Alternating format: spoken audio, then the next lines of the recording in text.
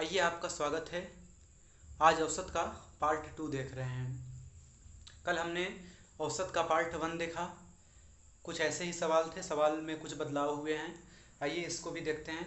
एक बैंक की शाखा के 20 कर्मचारियों का औसत वेतन 3800 रुपये है। अगर मैनेजर का भी वेतन मिला लें तो औसत वेतन में 100 रुपये की कमी हो जाती है। मैनेजर का वेतन कितना है? अगर इसको पहले तरीका से करें तो यह तरीका है कि 20 कर्मचारियों का औसत वेतन कितना था? 3800 रुपये। तो टोटल करेंगे तो कितना होगा? 76,000 रुपये होगा। मल्टीप्लाई करने में टाइम लगेगा, मैं डायरेक्ट कर लिया हूँ। 21 लोगों का अगर एक और बढ़ा देते हैं तो पेमेंट में कमी हो जाता है, 3700 रुपये ही औसत रह पाता है। तो इसका गुणा अगर करेंगे तो 77,700 रुपये होता है। अब अंतर ज्ञात करेंगे। 77,700 रुपये माइनस 76,000 रुपये, तब यहाँ पर बचता है 1,700 रुपये। यही मैनेजर का वेतन है। अब इसके लिए दूसरा तरीका ये भी देख सकते हैं कि यहाँ पर 20 कर्मचारियों का औसत वेतन 3800 रुपये है, लेकिन वही जब 21 कर्मचारी हो जाते हैं तो औसत वेतन में 100 रुपये की कमी हो जाती है। मतलब ज़रूर जो नया कर्मचारी उसमें शामिल हो रहा है उसका वेतन ज़रूर कम है। जो 3800 रुपये यहाँ है, 3800 से ज़रूर कुछ ना कुछ कम है, जो कि इतने लोगों के वेतन में घटा कर दे रहा है, कम कर दे रहा है। 100 रुपये का 100 रुपये का कमी कितने लोगों के वेतन में कर रहा है? 21 लोगों के वेतन में कर रहा है। तो 21 लोगों के वेतन में 100 रुपये का कमी कर रहा है, मतलब 2100 रुपये कम है इसका पेमेंट 3800 रुपये से। तो 3800 रुपये से 2100 रुपये कम है, तो इसको घटा देंगे तो बच जाता है 1700 रुपये। यही इसका आंसर है। कोई लंबा चौड़ा मल्टीप्लिकेशन नहीं करना है यहाँ पर। अगला है 14 लड़कियाँ और उनकी अध्यापिका की औसत आयु 15 वर्ष है। चलिए मान लिए, मतलब 14 लड़कियाँ और उनकी अध्यापिका, मतलब 15 लड़कियों का समूह 15 हो गया टोटल मिला के, और 15 लोगों का औसत आयु 15 वर्ष है। मतलब ये 15 15 हम 225, और जब उनमें से अध्यापिका की आयु निकाल दी जाती है तो औसत आयु 1 वर्ष कम हो जाती है। मतलब अध्यापिका को निकालते हैं तो 14 लड़कियां बच जाती हैं और इनका औसत आयु भी 1 वर्ष कम हो जाता है, मतलब 14 हो जाता है। 14 का 14 बार पढ़ेंगे तो 196। अब यहाँ पर देखने का चीज़ है कि अध्यापिका के जाने पर 1 वर्ष औसत आयु में कमी हो जा रहा है। मतलब जरूर जो अध्यापिका है उसका 15 वर्ष से जरूर कुछ न कुछ उम्र ज़्यादा होगा, लेकिन कितना ज़्यादा है वही ज्ञात करना है। तो इसमें अंतर निकाल लेंगे तो पता चल जाता है। 225 में 196 को घटाएंगे तो 29 वर्ष आ जाता है। इसको डायरेक्ट इस तरीके से भी हल कर सकते हैं।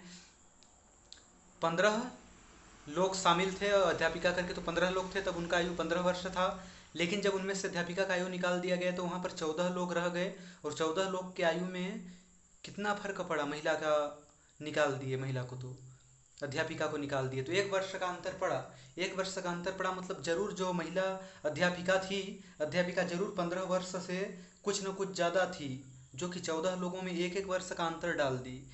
मतलब 14 वर्ष का अंतर डाल दी, और 15 वर्ष से इतना ज़्यादा थी, मतलब 15 वर्ष से 14 वर्ष से इनका ज़्यादा था, तो 15 प्लस 14 बराबर 29 वर्ष की थी ये,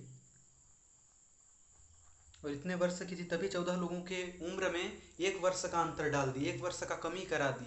नहीं तो पहले तो 15 के तो सब थे। ये खुद भी 15 की, अगर अध्यापिका 15 की ही होती तो इसके चले जाने से औसत में कोई अंतर नहीं होता, औसत 15 का 15 होता। लेकिन 14 हो गया औसत, मतलब 1 का अंतर आ गया, तो जो अंतर आया मतलब 14 वर्ष अधिक थी, इसीलिए अंतर आया। अब आइए देखते हैं इसी टाइप के दूसरे सवाल को। ये है तीसरे नंबर का सवाल। किसी फैक्ट्री में 12 ऑफिसर कार्यरत थे जिनका औसत वेतन 6,050 रुपये था। एक ऑफिसर के सेवानिवृत्त हो जाने से शेष ऑफिसरों का औसत वेतन 5,600 रुपये हो जाता है। उस सेवानिवृत्त होने वाले ऑफिसर का वेतन कितना था?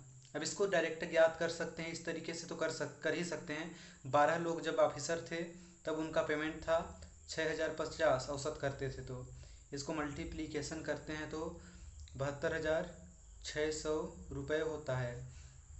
अब 11 लोग हो जाते हैं तो औसत वेतन 5600 हो जाता है।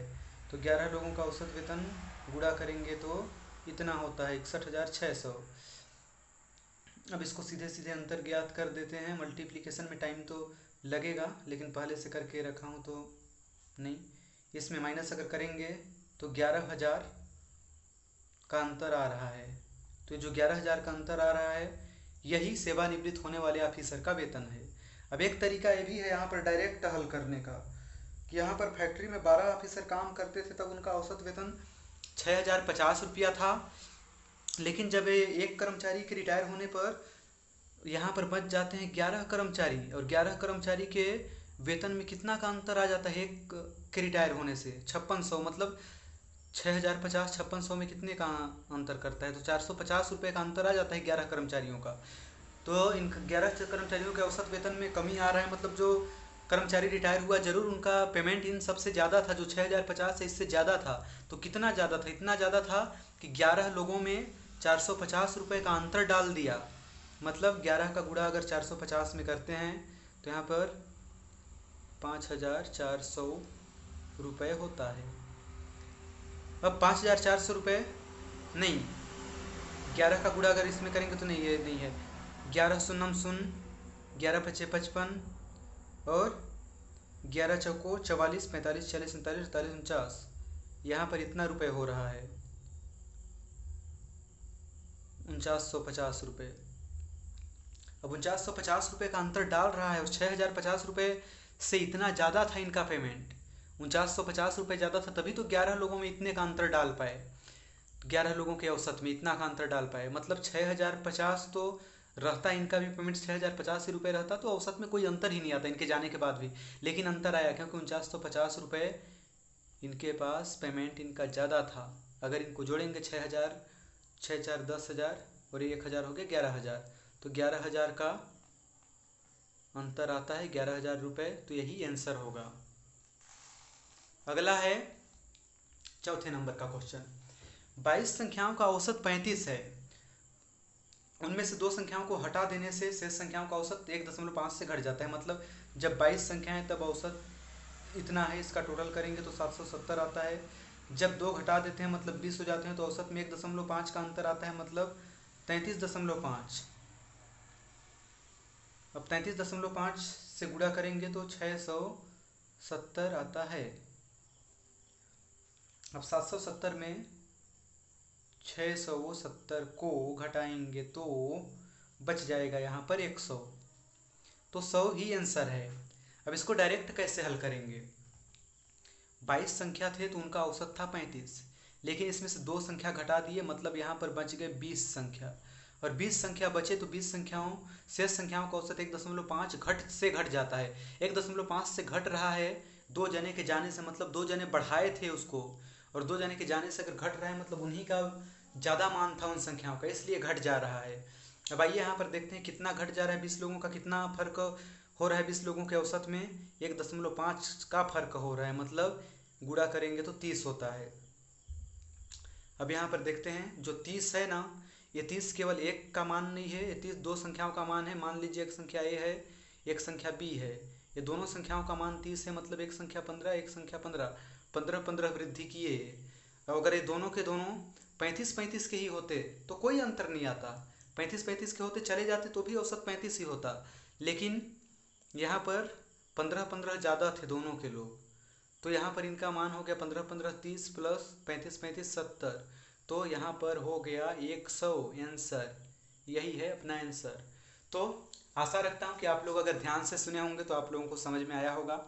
अगर हेल्पफुल रहा हो तो ज़रूर औरों को भी सेंड कीजिएगा, और ज़्यादा से ज़्यादा शेयर कीजिएगा।